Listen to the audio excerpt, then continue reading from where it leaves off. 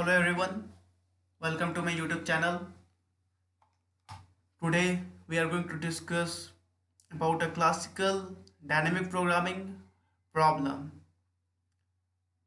We'll discuss this problem through the famous coding website LeetCode. So here's the problem. The problem is called the unique paths. This is problem number 62. This is a very classical problem, as you can see by the number of likes and dislikes here. So let's just start with the problem statement. A robot is located at the top left corner of a M cross N grid marked start in the diagram below. So here you can see in this diagram it is marked by a start, the top left corner of this query grid. The robot can only move either down or right at any point in time. The robot is trying to reach bottom right corner of the grid marked finish in the diagram below. Here you can see that this very star which is in the rightmost bottom cell is named as a finish. So finally the problem statement asks us how many possible unique paths are there. So it is asking about the number of possible unique paths to reach from the top left corner to the bottom right corner. Okay, so let's see through a diagram that what it is exactly asking for. So suppose so first okay so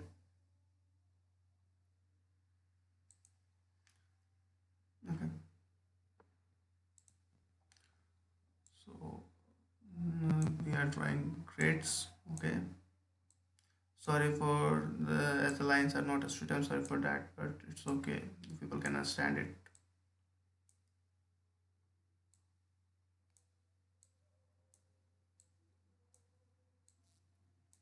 So this is the top left grid. This is start top left cell. This is the starting cell, and this is the finishing cell.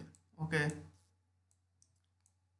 So we have to count the number of unique paths to reach from this very cell to this very cell. Okay. So let's come to the solution part. So here in the solution, first let's construct a table of n cross m size. Okay. So this is the table. Uh, Here n equal to 3 and m equal to 4. Okay. So here n equal to 3 and m equal to 4, and we have to implement this very table using the array data structure. We will use a two-dimensional array to implement this very table. Now here each cell of the table will show the number of ways to reach that very cell. Okay, so after that we'll start filling the table with some numbers. Okay, the number in a particular cell will be the number of unique paths to reach that very cell. Let's first initialize each row and column with 0. We'll use a memset function to initialize each row and column with 0. We can also use a nested loop, but that will increase the time complexity without any reason. So we'll directly use memset. Okay. Now let's come to a point here. From here we'll start into the depth of the problem. So let's first erase this.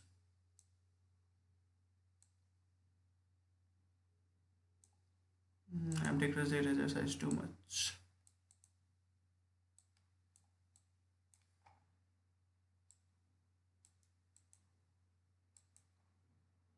Okay.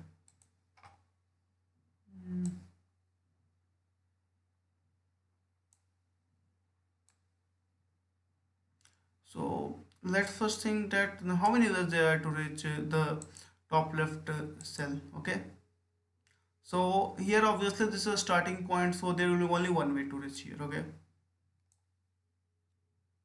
now we also know that the robot can move only in either in the right direction or in the down direction. Okay, so if we see the number of ways to reach the cell which is in the right side of the top left cell. Okay, so here we will have only one option to reach here, that is from this cell. Okay, so this will be one, similarly this will be one, similarly this will be one, and so on.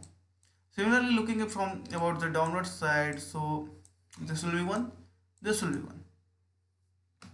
Now come to this very cell. So here we have two options to come here. One is from the top cell and one is from this very cell. So here we have two options. Coming to this cell, we have one option from the top, one unique path, and two unique paths from this side. So finally it will be 3. Meaning by saying this side we mean from the left cell. Okay. Similarly here 4, 5,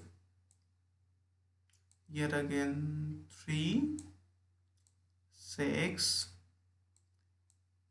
10 and 15. Okay, so at first we'll initialize the starting cell with 1 and then the top row with 1 and the left column with 1. So here from this line number 10 we initialize the starting cell with 1 and in 11 12 we will initialize the left column with 1 and in this in the line number 13 and 14 initialize the top row with 1. Okay, as we know that since the robot can only move to a cell left or down of its present cell, so we'll use a nested loop here, and for filling every cell we'll just add the number of unique ways to reach the cell which is either at its left or at its top. And now we have to finally find the number of ways to reach this very cell, that is the right bottom cell. Okay, so it will be this one. So this the index of this cell will be n minus 1,